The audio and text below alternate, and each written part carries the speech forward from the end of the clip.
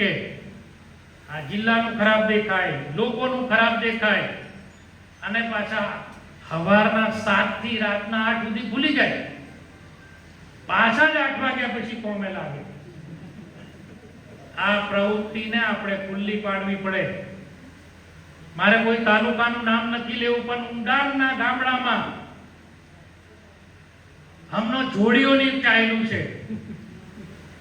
હવે 108 આવે રસ્તાથી 2-3 ખેતર તો જવું પડે કે નહીં જવું પડે? એના માટે કોક જગ્યાએ જયંતિભાઈ અભયસિંહભાઈએ રસ્તા મંજૂર કરાવ્યા, એટલે હવે હોડ જામીશ તમારા વિસ્તારોમાં સાહેબ. વિડિયો બનાવી મૂકવાના. પર 108 ત્યાં ગઈ, ઉપરથી 2 ખેતરોથી ઉચકીને 108 ત્યાં આવી, ત્યાંથી દર્દી લઈને આવ્યું, એને કોઈ વિડિયોમાં નથી બતાવતા. એટલે આ 2 કાટનો નહીં ચાલે. આપણને માપવાનું, પોતાને માપવાનું જુદું, અને બીજો કયો માલ સામાન લઈને આવે તેને માપવાનું જુદું. આ 2 કોટી પલ્લી બધા સમજી જાય છે. આ તો કોઈ બોલતા નથી. એટલે હમણો આ રસ્તાઓની વાત આપણે જે પ્રમાણે છે એ પ્રમાણે સ્વીકારવાનો છે. આ આપણો બોડેલીથી લઈને ફેરકુવા સુધીનો રસ્તો જે નેશનલ હાઈવેમાં આવે છે, એ નેશનલ હાઈવેને પહોળો કરવા માટે પણ આદરણીય સાંસદ સાહેબ 2 વખત, હમણો આ તાજેતરમાં મહિનાની અંદરની વાત કહું છું, લખનારાના બધાની માહિતી છે. આ જ લોકો આવનારા સમયમાં આ રસ્તો ડબલ લાઈનનો થશે, 4 ટ્રેક થશે, ત્યારે એ જ લોકો એમ કહેશે, એ નામો તમે અમને યાદ રાખજો, આ ગ્રુપોમાં જે લખે છે તે. આ જ લોકો એમ કહેશે, આ ભારતીય જનતા પાર્ટીની સરકાર રસ્તા પહોળા કરીને પાર ગરીબોને માર નાખવાની, રોજી રોટી લઈ લેવાની. આવી જ આઈટમો આ બધું લખશે. મેં તો ઓળખું છું બરાબર. આ નગરપાલિકાના વિસ્તાર માટે મેં રાજ્ય સરકારમાં રજૂઆત કરી, લેટર લખ્યો, ત્યારે એક ગ્રુપમાં એક નેતા એવું લખ્યું કે આનું ઠેકાનું નહીં, અને આ ધારાસભ્યો પાછો આ ગામડા જોડવા બેઠો છે. ભાષા તો તોછડી.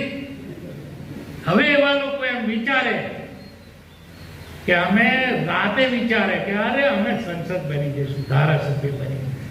પ્રજા હોશિયાર છે ભાઈ, બધું જોને છે.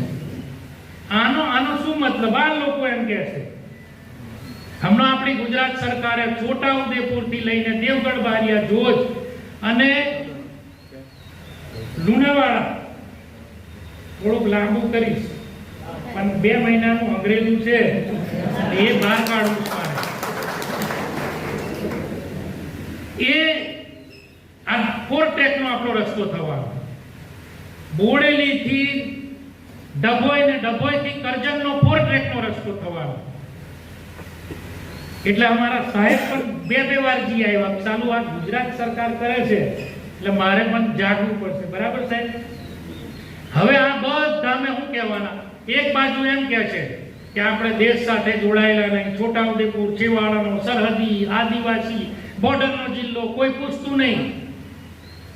રસ્તા વગર વિકાસ થવાનો છે? તમે અમનો ગમે ત્યાંથી ઉદયપુર આવ્યા, કોકની જમીનમાં આપેલા રસ્તા ઉપર જ ઉદયપુર આવ્યા છે ને આપણે બધા, અને આપણે ત્યાં આવવાનું આવે કે ના નહીં યાર, રસ્તો બનવો જોઈએ અમારા ગામમાં, પણ પેલા લોકોની જમીનમાં રીંગ જાય તે અમારી જમીનમાં જાય તે ઓની આવી માનસિકતા સાથે આપણે જીવીએ છીએ. અને આપણે એમ કહીએ કે આ જિલ્લો અગર કે કેમ નહીં આવતો? અનેક પ્રોજેક્ટ બની રહ્યા છે. હમણો જે ઊંડાણના ગામો છે, કવાંટ તાલુકાના, નસવાડી તાલુકાના, એમના આગેવાનો, એમના ચૂંટાયેલા સભ્યોને પણ હું વિનંતી કરું છું કે આપણા ગામની અંદર કોઈ સગર્ભા મહિલા હોય, થોડું ઊંડાણમાં રહેતા હોય, તો એમને તારીખ તો આશાબેનો દ્વારા આપી દેવામાં આવેલી છે.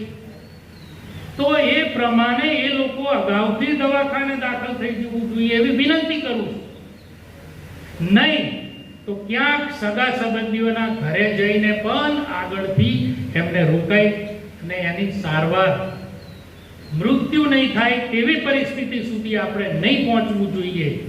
એટલે આપણે આગેવાનોએ પણ આની કાળજી રાખીને આવો કોઈ કેસ આપણા ધ્યાનમાં આવે તો એના માટે પણ આપણે સજાગ રહેવું જોઈએ. અને આપણે ગ્રામ પંચાયતની અંદર મેં રસ્તાની વાત કરી, વીજળી ખાલી અમારા ગામમાં અમે કોઈ ગામમાં જઈએ એટલે ઘણા સરપંચ મિત્રો, આગેવાન મિત્રો લોકો, આ અમારે અહીં લાઈટ નથી 10 દાડાથી, અમારી ટીસી ઉડી ગયેલી છે, અમારે દાદા ઘરોને હજુ લાઈટ જ નહીં આલી, કનેક્શન જ નહીં આવેલું. સારું, અમે એક ગામમાં કોઈ પ્રસંગમાં નહીં આવતા તો બેહી જ રહેતા કે આવી જે ટેવ છે એ ટેવને પણ મિત્રો આપણે દૂર કરવી પડશે. એનું કારણ છે કે આપણે સરપંચ હોઈએ એટલે એનો તલાટી પાસેથી બીપીએલ નો દાખલો લઈ કુટીર જ્યોત યોજનામાં ગ્રામ પંચાયતમાં તમે ઠરાવ કરાવો એવા લાભાર્થીઓનો, જો એ આમાં આવતો હોય, ના હોય તો એને 1 લાખ, ભલે બીપીએલ માં ના આવતો હોય, 1,20,000 કરતા એની આવક ઓછી હોય એવો એનો આવકનો દાખલો લઈ આ યાદીઓ બનાવો. આ યાદી ગ્રામ પંચાયતની તમારા ફોરવર્ડિંગ લેટર પેડ સાથેની યાદી તમે ટીડીઓને આપો. ટીડીઓ પાસેથી તમે ભલામણ લઈ અને એક ધારાસભ્યને મોકલો, સંસદ સભ્યને મોકલો અને ટ્રાઇબલના પ્રાયોજના વહીવટદારને મોકલો. ત્યારે એને આપણે મફત મીટર અપાવી શકીશું. બાકી આ તો વાતો કરે. સરપંચ મિત્રોએ એનું આ બધું ફોર્મ ભરીને આ બધું જોડવું પડે. આખી તમે દરખાસ્ત તૈયાર કરો ત્યારે આ મળે. નલ સે જલની અંદર પણ હજુ જે કોઈ ફળી આ જિલ્લામાં 202 ગામો નલ સે જલ યોજનાથી વંચિત છે, એમને હજુ આ નલ સે જલમાં સમાવેશ નથી થવામાં આવ્યો. છોટાઉદેપુર તાલુકાના 18 ગામ હજુ આપણા નલ સે જલમાં બાકી છે. એમાં બહુ ઊંડા આપણે ઉતરવું નથી, કારણ કે ઓકે સર્ટિફિકેટો અમારા કમ્પ્લીટ છે એમ આલેલા છે. એટલે કોઈ બહુ બધું બોલતા હોય તો અમે પણ જોનીએ ભાઈ, તમારા સર્ટિફિકેટની કોપીઓ નીકળી જાય, મારું જે થવાનું છે થશે, મને કઈ બહુ લાંબુ ટકવામાં રસ નથી. પણ સાચું કહી અને આ જિલ્લાને આપણે આગળ લઈ જવા માટેનો આપણો પ્રયત્ન છે. આપણે હમણાં મેં પ્રશ્ન પૂછ્યો સંકલન સમિતિમાં, છોટાઉદેપુર જિલ્લામાં કેટલી ગ્રામ પંચાયતો? 350 ઉપરની ટોટલ ગ્રામ પંચાયતો છે. આમનો 31/3/2025 સુધીનો વેરો કઈ ગ્રામ પંચાયતનો કેટલો આવ્યો છે? કારણ કે આપણે તો ગ્રાન્ટો માંગવામાં જ 5 કરોડની તમારા ગામમાં આપેલા તેઓ રાજી નહીં થાય. તો હજુ કેટલીક જોઈએ? કદાચ 500 કરોડની બી થાય. આજે તો ઘણા કેમ કહેશે તમારે યાર અમારી વાહવાહી કરવાની હતી, તમે કઈ આવું બધું મેના ટોના વાળી વાત કરો છો? આ કરવી પડે સાચું. આ આપણે સરકાર પાસે પૈસા માંગીએ તો આપણે આપણી ગ્રામ પંચાયતનો કેટલો વેરો, એક ગ્રામ પંચાયત આખા જિલ્લાની તમામ તાલુકાની, કવાંટ હોય, નસવાડી હોય, છોટાઉદેપુર હોય, ઘણા મારા છોટાઉદેપુર તાલુકાના મિત્રો સરપંચો જીતીને મને આવ્યા મળવા, એમને મેં રેકોર્ડ બતાવ્યું. કોઈની 32%, કોઈની 46%, એક 28%. આટલા આપણા વેરો કેટલો હશે? લગભગ લાખ રૂપિયાની આજુબાજુ. પણ હું એમ સમજુ છું કે આપણે વેરો ઉઘરાવા જતા નથી. લોકોએ, ગામના લોકો આપણને વેરો આપવા માંગે છે. મેં કોઈ ગામમાં એવું ખાસ સાંભળ્યું નહીં. ઓફિસે પેલું લેવા આવે દાખલો ત્યારે જ વેરો માંગી લે બીજા તલાટીઓ. એટલે આમાં પણ હવે તમે ચૂંટાયેલા સરપંચશ્રીઓ છો, તમારા સભ્યો સહિત તમે આ 100% વેરો કરો.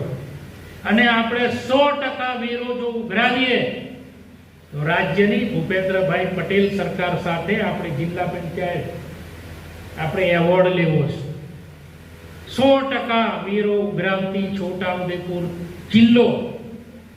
અને પછી રાજ્ય સરકારને કહીએ સાહેબ અમે તો 100% વેરો આપ્યો, ભલે થાય થોડો, પછી રાજ્ય સરકારમાં મોટી મોટી યોજનાઓ માંગીએ, પહેલા કંઈક આપવાનું કામ કરીએ. એટલે આની પણ વિનંતી કરું છું. મનરેગાના રસ્તા આપણા ગામમાં, મનરેગામાં ઘણી મહેનત કરવી પડે, રેકોર્ડ તૈયાર કરવું પડે, યાદીઓ બધી બનાવવી પડે, એટલે કોઈ મિત્રો આની પાછળ મહેનત નથી કરતા. અને ઘણી વખત વહીવટી તંત્ર પણ તમારી કરેલી મહેનતના કારણે મહેનત જોઈને પણ રસ્તા નથી આપતા. મારા સાંસદ સાહેબ જોડે વાત થઈ છે કે એવા જેને જેને રસ્તા નથી મળતા એવા લોકોએ આપણને મળવું જોઈએ, એને માહિતી કાં તો પત્ર લખો. એટલે હવે આ કહે છે કે બહુ લાંબી વાત થઈ ગઈ, પણ આપણે આ જિલ્લાની અંદર આપણે બધા સાથે મળીને કામ કરશું તો જ આ જિલ્લો આગળ આવશે. અને અનેક યોજનાઓ આપણી પાઇપલાઇનમાં છે, અને એની અંદર આપણે આ જિલ્લાની અંદર રોજગાર માટેનું એક સાધન આપણે ઊભું કરવું છે.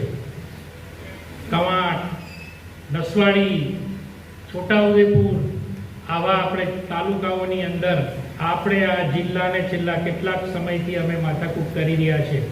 આ જિલ્લાને ટુરિઝમ હબ બનાવવા માટે રાજ્ય સરકારમાં આપણે અનેક રજૂઆત કરી ચૂક્યા છે. આપણે હવે હોમ સ્ટેની પણ વાત કરી છે, પણ હજુ કોઈ જાગૃતિ આપણામાં પણ નથી આવી.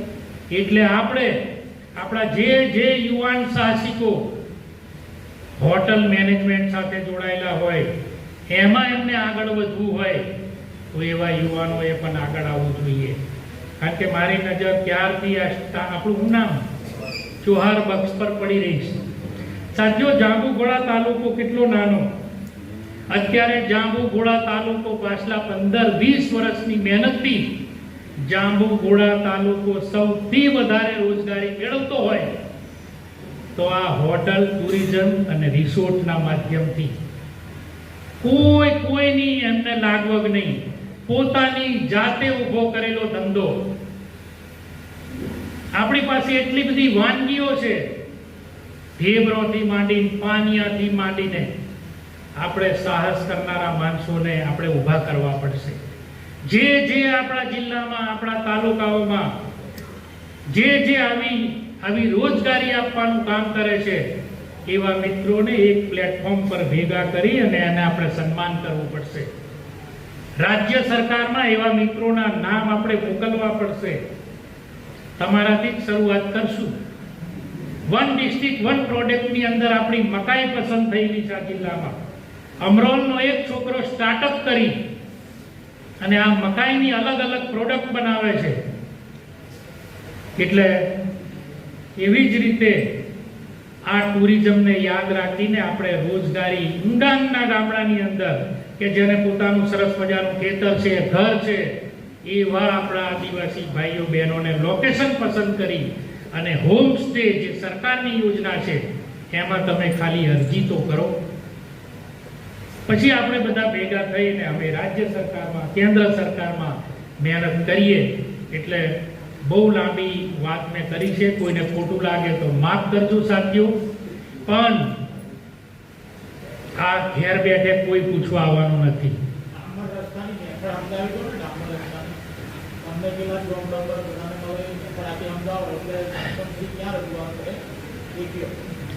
હવે આપણે એ તો આપણે સાહેબ વાત જ થઈ કે તમારે તો મેં તમારી દશા કીધી.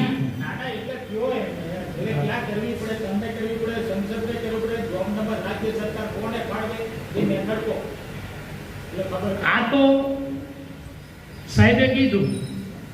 અનાજ તો એટલા ઉસ્તાદ લોકો હોય છે, સીધા ગાંધીનગર પહોંચે. અરે કેમ ને લઈ આવ્યા અમે, હું એમને હું પૂછવાનું એમ. પણ આ લોકતંત્રની અંદર જિલ્લા પંચાયતનો પ્રમુખ, ધારાસભ્ય, સંસદ સભ્ય એને રાયખા શું કરવા? તમારે જે કંઈ રજૂઆત હોય એ રજૂઆત, તમે સરપંચ હોવ, તમે આગેવાન હોવ, તમે તાલુકા જિલ્લા પંચાયતના સભ્ય હોય, આ બધું ધારાસભ્યને આપવું પડે. સાહેબ મેં અગાઉ કીધું, આપણે ત્યાં તો એક ફેશન બની ગઈ છે, ફેસબુક અને વોટ્સઅપના માધ્યમથી કામો માંગવાની. અને હું તો જાહેરમાં મારા છોટાઉદેપુર ને જેતપુર તાલુકાના લોકોને ખબર હશે, ફેસબુક અને વોટ્સએપના માધ્યમથી જે કામ માંગે એને હું આપતો જ નથી. મેં જાહેરમાં કહું છું, મેં નહીં આપું એને. એની પાસે આટલી પણ ટાઈમ નહીં, અને આ રીતે માંગે તો ટેવ પડી જાય.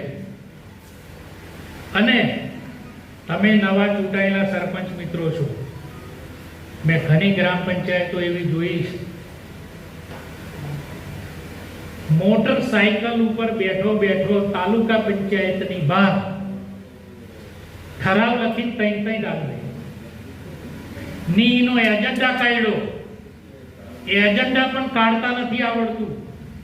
7 કે 10 દિવસ પહેલા પંચાયતની સભાનો એજન્ડા કાઢવો પડે, બધું લખવું પડે ને. છેલ્લું પાછલું પ્રોસિડિંગ વંચાને પહેલું, બીજું હિસાબો, પછી તમારા કામો, અને છેલ્લું પ્રમુખ સ્થાનેથી જે રજૂ થાય તે. અને મૂળ ઠરાવ બુકની અંદર આ ઠરાવ જ નહીં મળે. સરપંચ મિત્રો અમે નહીં પડતા, ગ્રામ પંચાયતના ઓરિજિનલ ઠરાવ બુકની અંદર ઠરાવ થાય એવું જ કામ કરજો. કારણ કે હોમેનું તંત્ર પણ બધું જાગૃત છે. પછી અમારા જેવા વચ્ચે પડીને રહેવા દેલા સમાધાન કરવું પડે, અને સમાધાન કરવા તમારે ખર્ચો કરવો પડે. મફત તો કોઈનું થયું જ નથી હો. ફોનજી કહી દઉં, ખાતરી કરી લેજો, રકમ જ આવી છેલ્લે. એટલે જે પ્રમાણે ધારાસભ્યને 10 કરોડના કાચાથી પાકા એવું કોઈ નિયમ નથી, પણ 10 કરોડના રસ્તા તમને ફાળવવા માટે ધારાસભ્યને આપે. એટલે અમારે આખા મત વિસ્તારમાંથી પસંદ કરવાના આ કામો. હવે એની અંદર જેને મળે તે ખુશ થાય. પાછા તે એક ગામને મળે ને, એ ગામો નહીં ખુશ થતું. તે શું કે તમે પટેલ ફરીએ કર્યું, અમારા મહાકોડિયા ફરીએ, તેવું જ રીજીને.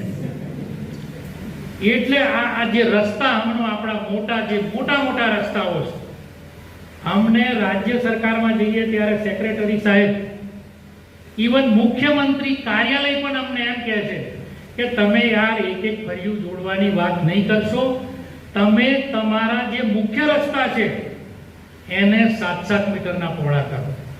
એ રસ્તા ઉપર તમારું જે કોચવે ને પાઇપ નાળું આવે છે, એ પાઇપ નાળું તોડીને તમે સ્લેબ ડ્રેન બનાવી 12માસી રસ્તો બનાવો.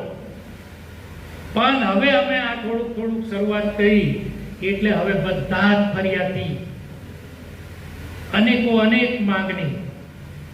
આ અમારા કુમસિંહભાઈ તો લિસ્ટ જ લાંબુ કરી દીધી, 2-4 મેર પાડી આવેલો, એટલે તો હવે પાછા બનાવી દીધી. એટલે એ બધી વાતો બહુ લાંબી થઈ ગઈ, બહુ લાંબી વાતો કરી નાખી છે. પણ આટલી આપણે કાળજી રાખશું તો જ. અને બીજું, ગામડાની અંદર આપણે સફાઈ, આપણા ગામડા ચોખ્ખા રહેવા જોઈએ ભાઈ. બીજાનું નહીં જોશો. આપણે આપણા ગામને કયો કેમ કે પણ અમે ઉદયપુર આવીએ તે વગરનું ગોબરું એમ, એટલે આપણું તો ગણવાનું નહીં એમ. પેલાને એ રીતે નહીં ચાલે. આપણા ગામડા ચોખ્ખા હોવા જોઈએ. પ્લાસ્ટિક એટલું બધું, ઓંગનામે એટલું બધું, નિહારો પાસે, ગ્રામ પંચાયત પાસે, ગામમાં દવાખાનું હોય. આ સરપંચ મિત્રોએ પણ કાળજી રાખવી જોઈએ. સફાઈના સાધનો આવે એ જેમ પોર્ટલ પર કેવી ક્વોલિટીના આવે, તેની હો બોગસ હોય તો રજૂઆત કરજો ભાઈ, જાહેરમાં કહું છું.